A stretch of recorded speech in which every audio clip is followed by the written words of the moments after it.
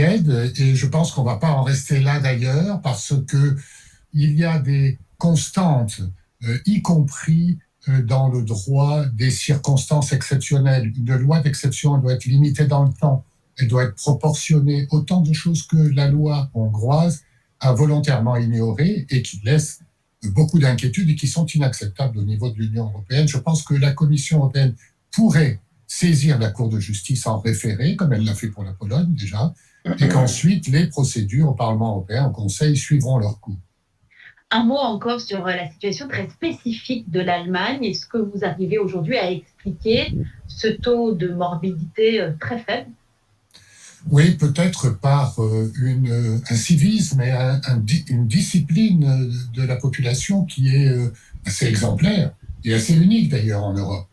On voit bien sûr une anticipation dans l'équipement des hôpitaux, du matériel sanitaire, mais on voit surtout un peuple allemand qui est extrêmement discipliné et qui applique les consignes sans qu'on soit obligé de lui demander de rédiger lui-même une autorisation de sortie, ce qui est quand même, avouez-le, assez comique, mais nécessaire apparemment pour les Français.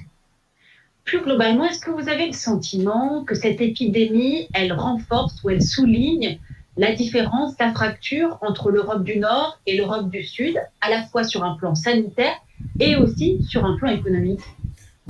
Pour être très franc, Émilie Aubry, vous le disiez à l'instant, il y a une fracture Est-Ouest, il y a aussi une fracture Nord-Sud.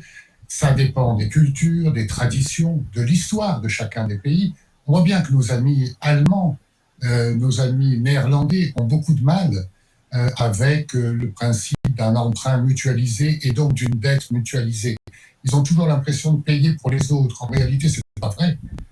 Il faut qu'on saute cette étape et peut-être que le Covid en est une occasion, une opportunité parce qu'il s'agit de vie et de mort.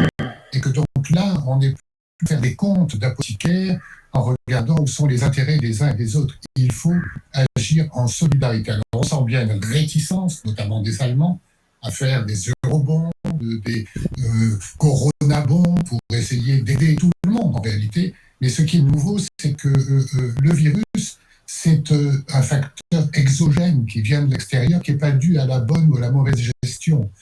Donc il faut qu'on y réponde de manière solidaire. C'est pour ça que je reste un peu optimiste, parce que je sais que moralement, nos amis allemands, au moins, sont sensibles à ce type d'argument, et je sens bien qu'ils se posent beaucoup de questions. Merci beaucoup, Jean-Dominique Giuliani. Je rappelle que vous présidez la Fondation Robert Schuman.